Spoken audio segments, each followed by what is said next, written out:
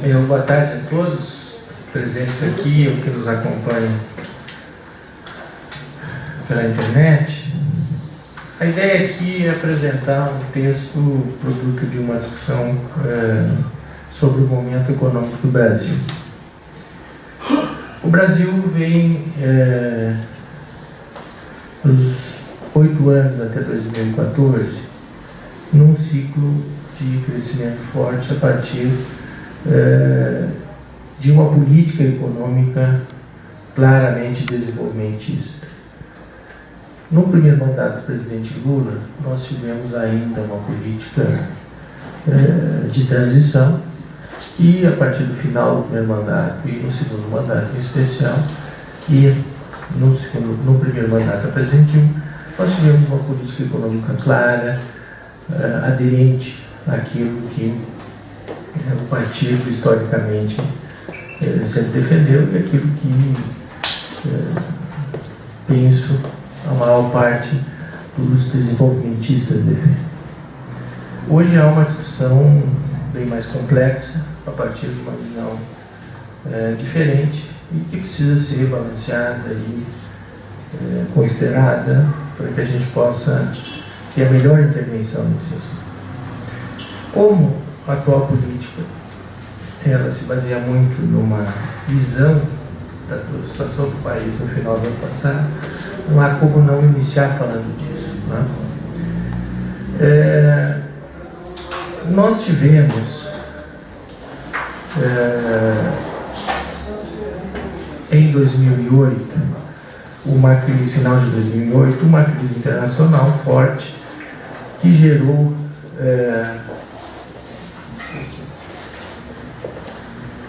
o Eduardo e o Juarez podem vir para a mesa, por favor. Tava bom um cafezinho? Isso, a André disse que está com congestionamento aqui na sede, já está chegando. Então, o Eduardo está aqui ao lado esquerdo do Eduardo e o Juarez aqui ao lado da Marilene. Mas então, como eu estava iniciando, precisamos fazer um pouco um balanço histórico para compreender o atual momento, né? O Brasil teve, no segundo mandato do presidente Lula, uma política desenvolvimentista clara, que levou a uma situação de crescimento expressivo, mas o mundo em 2009 já teve, principalmente em 2009, mas a partir do final de 2008, uma crise internacional que levou a uma situação difícil da economia brasileira em 2009 e um conjunto de ações fiscais fortes de retomada do crescimento. Naquele momento, o país optou por ações fiscais fortes e tinha um custo fiscal a partir de uma visão de que a gente busca uma situação fiscal equilibrada justamente para que, nos momentos em que a economia necessita, a gente possa utilizar os instrumentos do poder público, do Estado, para retomar o crescimento econômico. Fruto disso, em 2010, o Brasil teve um crescimento bem forte de 7,6%. E o primeiro mandato da presidente Dilma, a partir de 2011, ele já ocorre numa situação bem diferente do ponto de vista da economia internacional, ou seja, nós tivemos uma economia naquele momento, em termos mundiais, numa situação que aos poucos foi diminuindo o seu dinamismo, né? As economias avançadas que tinham crescido 13,1% em 2010 passaram a metade disso nos 4 anos subsequentes. Os países emergentes que tiveram uma expansão de 7,5% em 2010 reduziram para algo de 5%. O comércio mundial caiu também de forma significativa. E nesse primeiro mandato da presidente Dilma, nós tivemos uma política no início do seu mandato, inclusive a política monetária Era uma política corajosa, uma política de redução de taxa de juros, de chamar o setor privado a contribuir para o crescimento econômico, no caso dos financiamentos dos bancos.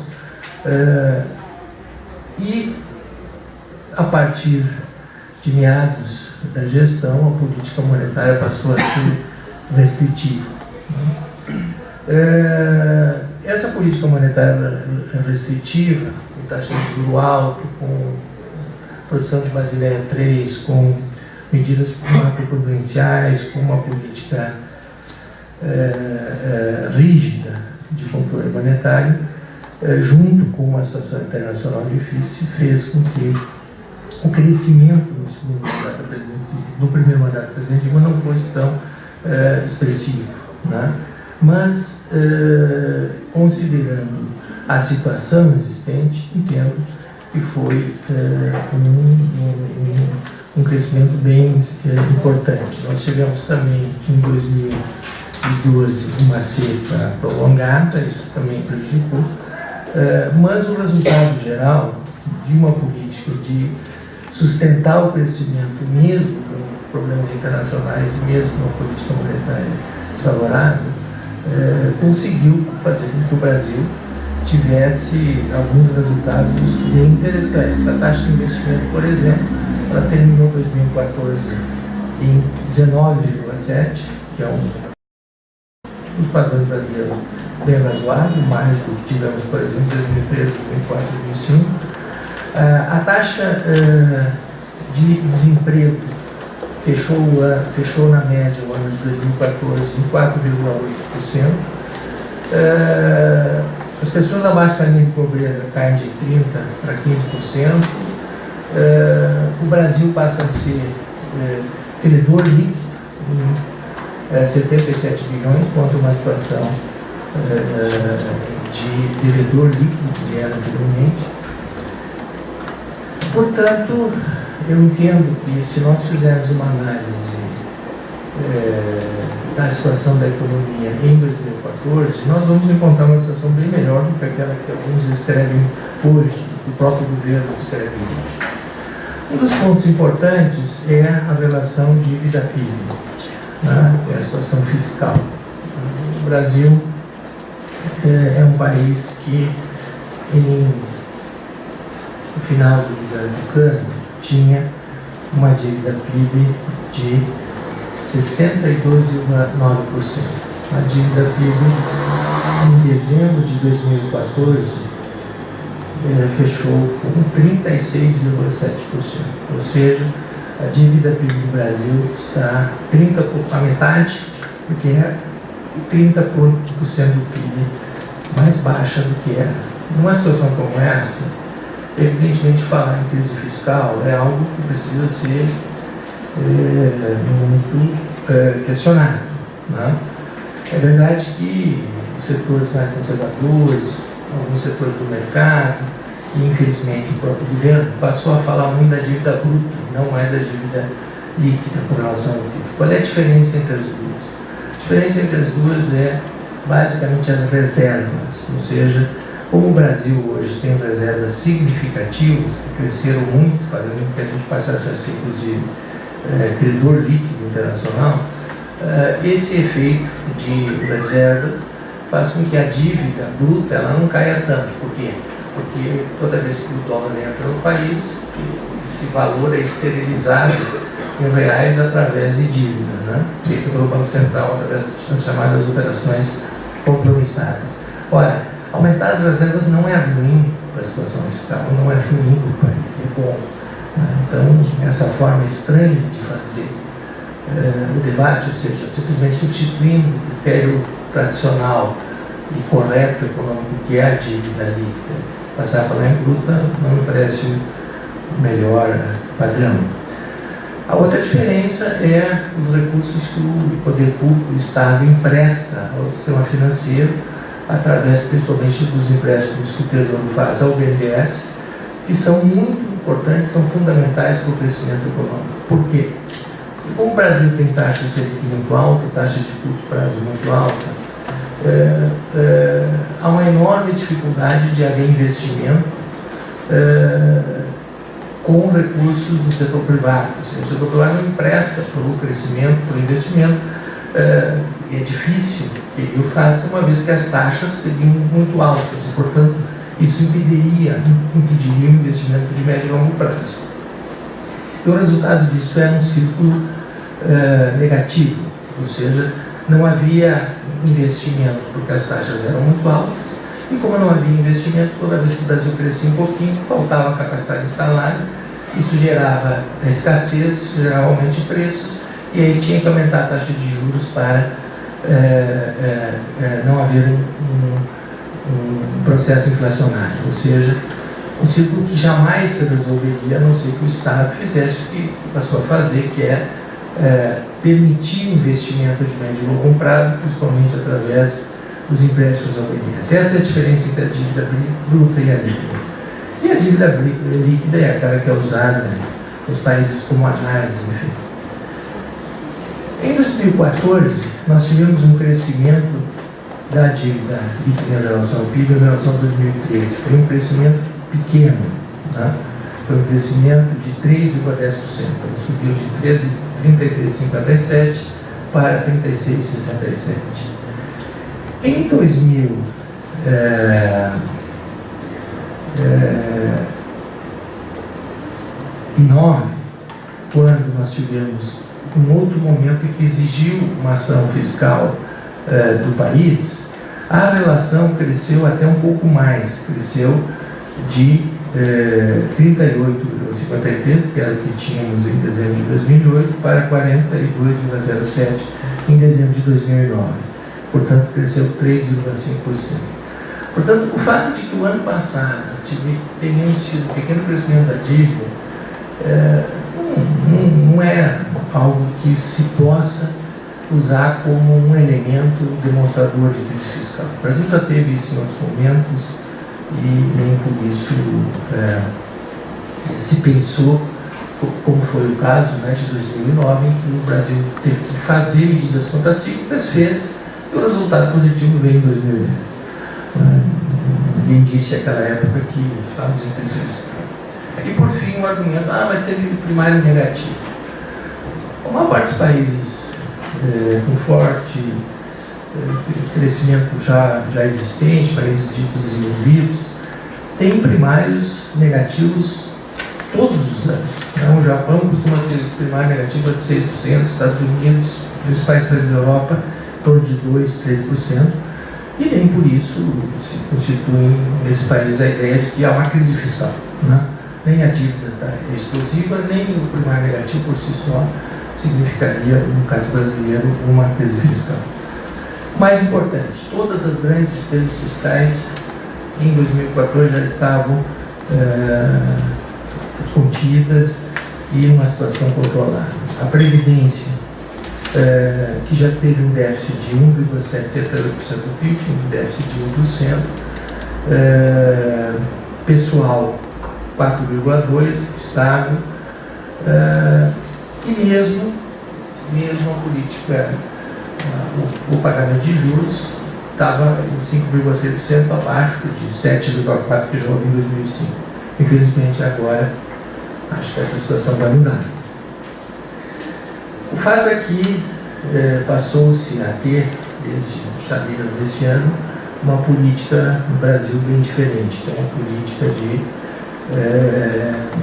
a partir de um diagnóstico de crise fiscal que eu tentei demonstrar aqui que está equivocado, ou seja, a partir de um diagnóstico errado, adotou-se um conjunto de medidas que também, penso eu, não são as melhores. Nós saímos de um ciclo que era, em última análise, virtuoso, um ciclo vicioso na medida em que o conjunto das políticas que estão em curso são recessivas e tendem a fazer com que a situação fiscal do Brasil piore em 2015, não melhore. Essa é a tendência. Por que isso? Porque na medida em que você passa a ter, como estamos tendo, um crescimento muito baixo, mas provavelmente uma queda do PIB em 2015, uma volta possível de desemprego, uma situação de renda dos trabalhadores menor, a tendência é que a receita seja cada vez menor. A receita no Brasil, ela tem uma elasticidade grande em relação ao crescimento econômico. Quando o Brasil cresce, ela cresce mais do que o crescimento. Quando o Brasil não cresce, o efeito negativo é maior. Né? Quando tem um crescimento pequeno ou negativo, a receita despenca. Então, o receituário que está em curso, que é um receituário de reduzir a ação do Estado, e ela ocorre na área estritamente fiscal através de cortes de investimentos. Ela ocorre na situação monetária na medida em que nós temos um ciclo de elevação da taxa de juros no Brasil. Nós temos também uma situação no qual o poder público diz que não vai mais trabalhar com recursos para manter a taxa de investimento, o que era feito através do BNDES. Ou seja, esses empréstimos do BNDES garantiam que a gente pudesse ter financiamento do investimento, mesmo num país com taxa de juros de curto prazo muito altos. Muito bem. Esse conjunto de medidas faz com que o crescimento em 2015 e no futuro esteja bastante ameaçado. A política para as empresas estatais, como redução dos investimentos da Petrobras e da Eletrobras, também é significativamente negativa para o crescimento e, portanto, todos esses efeitos juntos tendem a levar a uma dificuldade muito grande na arrecadação. Portanto, nem mesmo sob o aspecto fiscal, na minha opinião, o resultado será o que se afirma, na medida em que o efeito da própria política governamental sobre o crescimento tende a ter um efeito colateral sobre as receitas. Uma questão, vamos dizer assim, fundamental, eu penso, é que esse conjunto de medidas, ele não tem uma justificativa fiscal e também, na minha visão, não tem uma justificativa em função de um medo de inflação. Não é que a inflação esteja baixa, ela não está, mas ela subiu no início do ano, basicamente, por decisão governamental. Ela subiu em função já de medidas com objetivo dentro dessa nova política que foi adotada. Por que ela subiu? Primeiro, a CID. Né? A CID é um tributo, né? Não é um preço que vai para a Petrobras, é um tributo que vai para o Tesouro. Né? Evidentemente que levou a um aumento de gasolina muito significativo, com um efeito inflacionário forte.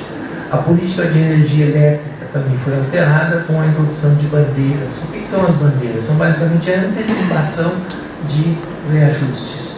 Ora, o país ainda não pagou os efeitos das secas dos anos anteriores, que foram muito significativos. Só para lembrar, em 2001 nós tivemos seca no Brasil. Um ano. O efeito foi brutal. Né? Ou seja, tivemos que ter relacionamento, tivemos um efeito econômico muito negativo. Nesta seca dos últimos anos, que foram persistentes, foram muito fortes, o poder público optou, na minha opinião corretamente, por, através da ação governamental, manter os preços e optou também por fazer com que o crescimento pudesse continuar. Olha, isso tem um custo, a maior parte dele já foi pago, mas tem parcelas ainda a ser pagas. Nesse momento optou-se por criar a bandeira que antecipa reajustes. Acho que não foi o melhor momento e, portanto, aqui também é uma decisão governamental que gerou esse momento de maior inflação. Bom, deve não é ser demasiadamente exaustivo e basicamente colocar a necessidade que o país tem de uma alteração nessas políticas. Né? o país tem que voltar a priorizar investimentos, ele tem que voltar a priorizar o crescimento econômico, e eu penso que a primeira medida que o texto coloca, necessária para isso, é nós termos uma política monetária diferente da que temos hoje. Hoje nós temos uma política monetária contracionista, fortemente contracionista, estamos num ciclo de alta da Selic, que ele por si só já tem um custo fiscal muito alto, ou seja, a política monetária contracionista ela vai aumentar muito o pagamento dos juros que são feitos pelo governo, vai aumentar a dívida pública. Penso que nós deveríamos ter uma política de manutenção dos investimentos, o Minha Casa Minha Vida, o PAC, o Programa de Investimento em Logística, né, que é um programa de concessões, parcerias públicos-privadas, basicamente feito pela iniciativa privada, não tem custo fiscal significativo, deve ser trabalhado com prioridade. Por quê? Porque o Brasil, se ele interromper esse aumento da infraestrutura e do investimento que foi conseguido nos últimos anos, ele vai ter enormes dificuldades para retomar isso. Então, primeiro, mudar a política monetária, no sentido de nós temos uma política expansionista e não contracionista. Segundo, o país tem que voltar a investir, os investimentos do setor público da União, fazendo com que a gente possa ter o Estado trabalhando para que o país cresça e não o contrário. O mesmo vale para as empresas estatais. Elas têm programas de investimentos muito significativos que precisam ser mantidos, precisam ser defendidos, e para isso é necessário o apoio do governamental. Então, garantias, outras formas de apoio, no sentido de que as empresas possam manter os seus programas de investimento. A suspensão desses programas de investimento é muito negativa para o crescimento. Basicamente, o que o texto coloca, que eu estou tentando aqui resumir, é que não é necessário, do ponto de vista do Brasil, e não é recomendável, uma política de redução do crescimento. Do ponto de vista fiscal, isso não se justifica. O Brasil justamente conseguiu uma situação fiscal boa, invejável, e essa melhoria da situação fiscal faz com que ele possa e deva, em momentos como esse de dificuldade econômica, atuar próximo, no sentido de que, anticiclicamente, o poder público promova o crescimento, né? Uma política anticíclica, como a que foi feita nos últimos anos, e que fez com que o Brasil mantivesse, ao longo do primeiro mandato da presidente Dilma, um crescimento de 2%, que é pequeno, né? Mas que é um crescimento. É evidente que é melhor ter um crescimento pequeno do que ter uma queda do crescimento econômico, como, ao que tudo indica, nós teremos em 2015. E, portanto, voltar a ter ações claras, objetivas do setor público a favor do crescimento econômico e não o contrário. Isso vale também para aquelas áreas essenciais, como é o caso da educação, que, em última análise, são investimentos. Os programas governamentais, como o Pronatec, os programas de apoio às universidades, de construção de uma melhoria da qualidade do ensino, da ampliação da oferta de ensino no Brasil e de qualificação da força do trabalho, são essenciais para quem pensa crescimento de médio e longo prazo. Por quê? Porque se o país não tem mão de obra qualificada, não tem crescimento de longo prazo. Tem o mesmo efeito de investimento da infraestrutura e, portanto, deve continuar. Portanto, eu penso que essas mudanças são necessárias. Elas são uma mudança que o país precisa fazer para que ele volte a ter um rumo de crescimento econômico, valorização do salário real, valorização do processo de distribuição de renda, e que a gente consiga com isso enfrentar o momento internacional que ainda é desfavorável, né? E fazer com que os efeitos das dificuldades seja o menor possível. Então essa é uma colocação inicial de apresentação, né? Estou apresentando o André, que acaba de chegar, E passo ao próximo. Obrigado. Muito obrigado.